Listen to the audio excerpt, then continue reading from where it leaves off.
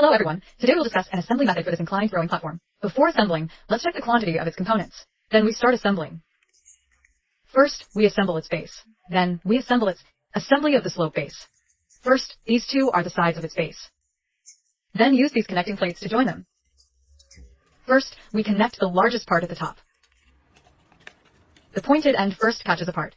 When connecting, we can check the front and back. The front may have some burn marks from cutting,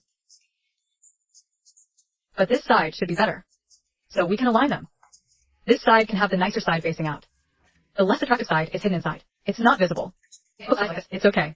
Just assemble according to your preference. First, we take the largest connecting plate and assemble it. The connecting plate fits into the top part. After fitting it in, press it down firmly. When pressing, don't press here. Pressing here may break it. Don't press here.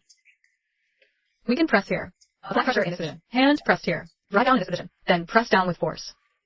Just press it into place. And the same on this side. Fit it in to improve its fastening and friction.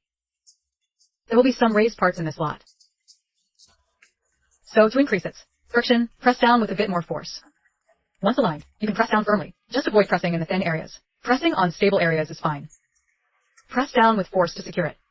After securing it, then assemble the second connecting plate. This connecting plate is the same. Align it when connecting. Place it down aligned with both sides. Then when pressing, it's the same. Don't press here. Don't press here. Be careful not to break it. Press at the connecting piece. You see, holding the two sides. Then press down in the middle to secure it. Next, assemble the lower piece, the same. First align. Once aligned, then similarly, apply pressure. You need to press a bit. Avoid pressing here. Just a reminder. Don't press in this area. This position is prone to breaking.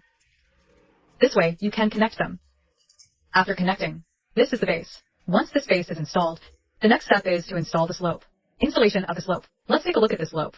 There are two pieces. One is thicker, while the other is thinner. The thicker one provides support at the bottom, and the thinner one sits on top, because it has a thickness. When viewed from the side, this will make it stuck. So adding the thinner piece is to smooth its contact, allowing the wheel to ascend, preventing it from getting stuck. So how to install it? Next, we will talk about it. First, we need to look at its orientation, because the direction is wrong. Then the installation will be incorrect. This panel needs to be pushed down after being covered. To push down, we must ensure it aligns with the surface. It must be level with the front. So, we need to check its authentic version. In fact, it's easy to distinguish, because we have a specially designed rounded corner here.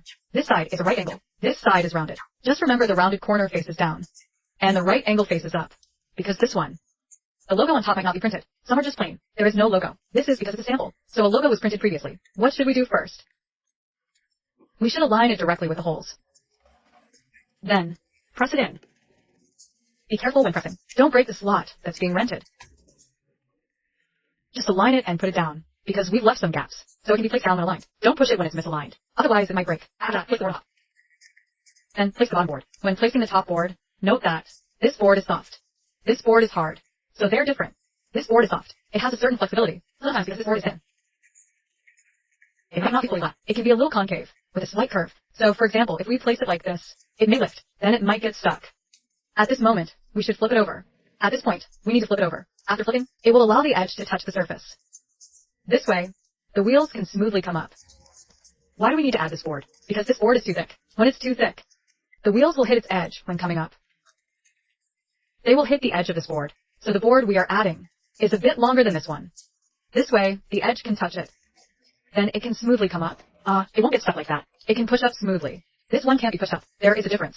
If we place it like this, it will still get stuck. So don't let the edge lift. If you receive it, and the side with the logo is lifted like this, we'll flip it.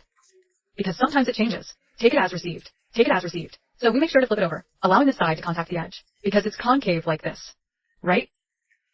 Then just place the side facing down. If you receive it in a situation like now, where it's lifted like this, we'll just flip it over. Then, cover it up. After covering, it's the same.